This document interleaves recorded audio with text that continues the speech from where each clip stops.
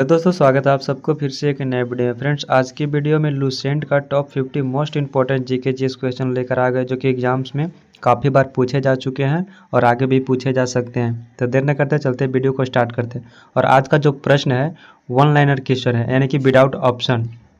इसमें जो क्वेश्चन है इसका डायरेक्ट आंसर है, ना कि इसमें ऑप्शन है। तो चलिए देखते हैं आज का पहला सवाल क्या बोल रहा है। भगवान बुद्ध को ज्ञान की प्राप्ति कहाँ हुई थी? तो भगवान बुद्ध को जो ज्ञान की प्राप्ति हुई थी ये बोध गया में हुई थी। ठीक है, नेक्स्ट, अंतरिक्ष यात्री को बाह्य आकाश कैसा दिखाई देता है? यानी कहने का मतलब है कि अंतरिक्ष यात्री है जो आकाश में देखते हैं तो आकाश कैसा दिखाई देता है? तो आकाश जो है वो काला दिखाई देता है। नेक्स्ट, अगला जो हमारा बोल रहा है कि पंजाब भाषा की लिपि कौन सी है? तो पंजाब भाषा की जो लिपि है एक गुरुमुखी हो जाएगी। अगला प्रश्न, भारत की मुख्य भूमि दक्षिणतम बिंदु किनारा कौन सा है? यानी कि भारत की मुख्य भूमि का दक्षिणतम जो किनारा है ये कन्याकुमारी। ठीक है, कन्याकुमारी। अगला प्रश्न देखते हैं। अगला जो प्रश्न बोल रहा है कि इंसुलिन का प्रयोग किस बीमारी के उपचार में होता है? जो इंसुलिन का जो प्रयोग है ये मधुमेह में होता है, यानी कि डायबिटीज़ में। अगला प्रश्न, बिहू किस राज्य का प्रसिद्ध त्यौहार है? तो बिहू जो है वो असम का प्रसिद्ध त्यौहार है। नेक्स्ट, अगला जो हमारा है कि विटामिन, यानी कि कौन सा विटामिन आंवले में प्रचुर मात्रा में मिलता है? तो जो है विटामिन सी है ये आंवले में प्रचुर मात्रा में मिलता है, विटामिन सी। अगला जो बोल रहा है कि आर्य समाज की स्थापना किसने की? तो आर्य समाज की जो स्थापना है स्वामी दयानंद सरस्वती के द्वारा किया गया था। ठीक है, अगला प्रश्न। अगला जो हमारा प्रश्न हो जाएगा कि कागज़ का आविष्कार किस देश में हुआ था? तो कागज़ का जो आविष्कार है ये चीन देश में हुआ। नेक्स्ट, गौतम बुद्ध का बचपन का नाम क्या था? तो गौतम बुद्ध का जो बचपन का जो नाम था वो सिद्धार्थ था। अगला प्रश्न दोस्तों, वीडियो अच्छी लगी तो वीडियो को लाइक कर दीजिएगा और चैनल पर आया है पहली बार तो चैनल को सब्सक्राइब कर बेल आइकन को प्रेस कर लीजिएगा। अगला प्रश्न हमारा हो जाएगा, पोंगल किस राज्य का त्यौहार है? जो पोंगल है ये तमिलनाडु का लोक नृत्य है। ठीक है, अगला प्रश्न देख लेते हैं। गिद्धा और भांगड़ा किस राज्य का लोक नृत्य है? तो गिद्धा और भांगड़ा जो ये पंजाब का लोक नृत्य हो जाएगा। अगला प्रश्न देख लेते हैं। अगला जो प्रश्न बोल रहा है कि टेलीविज़न का आविष्कार किसने किया था? टेलीविज़न का जो आविष्कार है ये जे.एल. बेयर्ड के द्वारा किया गया था। इनका शॉर्ट नाम है जे.एल. बेयर्ड, इसे ऐसे पूरा नाम है जॉन लोगी बेयर्ड। अगला प्रश्न हो जाएगा कि भारत की पहली महिला शासिका कौन थी? तो भारत की पहली महिला जो शासिका थी ये रजिया सुल्तान थी। अगला प्रश्न देख लेते हैं। अगला जो हमारा प्रश्न कर रहा है कि मछली किसकी सहायता से सांस लेती है? तो मछली जो है ये गलफड़ा की वजह से सांस लेती है। अगला प्रश्न हमारा बोल रहा है कि इनकलाब जिंदाबाद का नारा किसने दिया था? इनकलाब जिंदाबाद का नारा है ये भगत सिंह के द्वारा दिया गया था। नेक्स्ट जो बोल रहा है कि जालियांवाला बाग हत्याकांड कब हुआ? तो जालियांवाला जो बाग हत्याकांड है ये 13 अप्रैल 1919 को अमृतसर में हुआ था। ठीक है, कब और कहाँ हुआ? तो ये अमृतसर में हुआ था। कब हुआ था? 13 अप्रैल 1919 में। अगला प्रश्न हमारा बोल रहा है कि थार मरुस्थल किस राज्य में स्थित है? जो थार मरुस्थल है ये राजस्थान में स्थित है। अगला प्रश्न देख लेते हैं।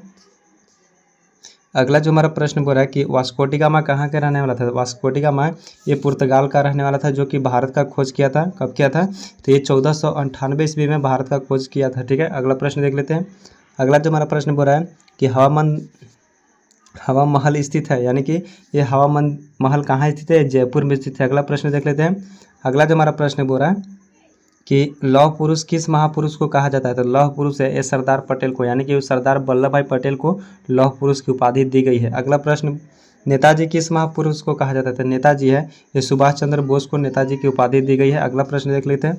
दोस्तों ये सारे जो क्वेश्चन है कि काफ़ी इंपॉर्टेंट है, तो अच्छे से देखिएगा और ध्यान से देखिएगा ताकि आपसे एग्जाम्स में छूट न जाए। अगला प्रश्न, महाभारत के रचयिता कौन है? तो महाभारत के जो रचयिता हैं ये महर्षि वेदव्यास हो जाएगा। ठीक है, और अर्थशास्त्र नामक पुस्तक किसने लिखी थी? अर्थशास्त्र नामक पुस्तक है ये चाणक्य के द्वारा लिखे गए थे, जिनका उपनाम है कौटिल्य। अगला प्रश्न देख लेते हैं।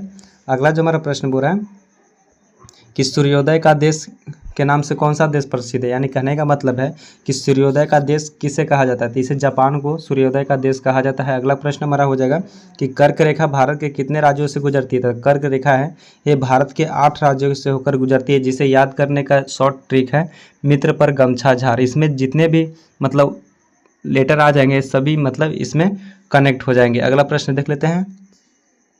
अगला जो हमारा प्रश्न बोल रहा है कि क्षेत्रफल की दृष्टि से भारत का सबसे छोटा राज्य कौन सा है? तो क्षेत्रफल की दृष्टि से भारत का सबसे छोटा राज्य हो जाएगा ये गोवा हो जाएगा। और यदि आपसे पूछे क्षेत्रफल की दृष्टि से भारत का सबसे बड़ा राज्य वो राजस्थान हो जाएगा। ठीक है, अगला प्रश्न देख लेते हैं। अगला जो हमारा प्रश्न बोल रहा है कि ओणम किस राज्य का प्रसिद्ध त्यौहार है? तो ओणम जो है ये केरल का प्रसिद्ध त्यौहार है। अगला प्रश्न देखते हैं। अगला जो हमारा प्रश्न बोल रहा है कि दिल्ली भारत की राजधानी कब बनी? तो दिल्ली जो है भारत की राजधानी 1911 ईस्वी में बनी। अगला जो हमारा प्रश्न बोल रहा है कि सबसे चमकीला ग्रह कौन सा था? सबसे चमकीला ग्रह है ये जो हमारा शुक्र हो जाएगा। अगला प्रश्न देख लेते हैं। अगला प्रश्न क्या बोल रहा है कि हमारा राष्ट्रीय पंचांग कौन सा है? तो हमारा राष्ट्रीय जो पंचांग है ये सक्सवंत है, ठीक है, सक्सवंत। अगला प्रश्न हमारा बोल रहा है कि राष्ट्रगान गाने की अवधि कितनी है? तो राष्ट्रगान जो गाने की जो अवधि है ये 52 सेकंड है, ठीक है। अगला प्रश्न देख लेते हैं। अगला प्रश्न हमारा ये बोल रहा है कि रेडियो एक्टिवता की खोज किसने की थी? रेडियो एक्टिवता की खोज हेनरल बेकरल के द्वारा किया गया था। अगला प्रश्न देख लेते हैं। अगला जो हमारा प्रश्न कह रहा है कि पेसमेकर का संबंध शरीर के किस अंग से है? तो पेसमेकर का जो संबंध है वो शरीर के हृदय से संबंध है, ठीक है। अगला प्रश्न हमारा हो जाएगा कि मानव शरीर के किस ग्रंथि को मास्टर ग्रंथि कहा जाता है? ठीक है, मानव शरीर के पीयूष ग्रंथि है जिसे मास्टर ग्रंथि के नाम से जाना जाता है। अगला प्रश्न देख लेते हैं। अगला प्रश्न हमारा बोल रहा है कि कार्बन का सर्वाधिक शुद्ध रूप कौन सा है? तो कार्बन का सर्वाधिक शुद्ध रूप जो हो जाएगा वो हीरा हो जाएगा। अगला प्रश्न बोल रहा है कि भारत का सबसे लंबी तटरेखा वाला राज्य, तटरेखा कहने का मतलब है कि समुद्र से लगाव यानी समुद्र के संपर्क में आने वाला सबसे बड़ा राज्य कौन सा है भारत का? ये गुजरात हो जाएगा, जो कि 3 हिस्सा गुजरात का अतिशय गिरा हुआ है जल से यानी कि समुद्र से। अगला जो हमारा प्रश्न हो जाएगा, दूरबीन का आविष्कार किसने किया था? दूरबीन का जो आविष्कार है गैलीलियो के द्वारा किया गया था, ठीक है, गैलीलियो के द्वारा। अगला प्रश्न जो हमारा बोल रहा है कि भारत में पहली रेल कहाँ से कहाँ तक चली थी? तो भारत का जो पहली रेल है ये मुंबई से थाने के बीच में चली थी। और कब चली थी? ये 1853 में, ठीक है, 1853 में मुंबई से थाने के बीच में चली थी। अगला प्रश्न देख लेते हैं। अगला जो हमारा प्रश्न बोल रहा है कि भारत में पहली बार मेट्रो सेवा किस नगर में आरंभ की गई थी? तो भारत में पहली बार मेट्रो सेवा जो है ये कोलकाता में आरंभ की गई। अगला प्रश्न, संयुक्त राष्ट्र संघ की स्थापना जो हुई थी वो 24 अक्टूबर 1945 में हुई थी। अगला प्रश्न देख लेते हैं। दोस्तों वीडियो अच्छी लगेगी तो वीडियो को लाइक कर दीजिएगा, क्योंकि जो भी मैंने क्वेश्चंस को मैंने उठाए हैं ये सभी एग्जाम्स में पूछ चुके हैं और आगे भी पूछ सकते हैं। अगला प्रश्न, संयुक्त राष्ट्र संघ का मुख्यालय कहाँ स्थित है? ये न्यूयॉर्क में स्थित है। संयुक्त राष्ट्र संघ के मुख्यालय न्यूयॉर्क में। संयुक्त राष्ट्र संघ की सुरक्षा परिषद कितने देशों के सदस्य होते हैं? इसमें 15 होते हैं। अगला प्रश्न देख लेते हैं। अगला जो हमारा प्रश्न बोल रहा है कि संयुक्त राष्ट्र संघ सुरक्षा परिषद कितने देशों के अस्थायी सदस्य है? तो 5 देशों का अस्थायी सदस्य है। और अगला जो बोल रहा है कि सन 2016 में ओलंपिक खेल कहाँ हुए? तो 2016 में जो ओलंपिक खेल जो हुए थे ये हुए थे रियो डी जेनेरो में, जो कि ब्राज़ील में पड़ता है। अगला प्रश्न देख लेते हैं।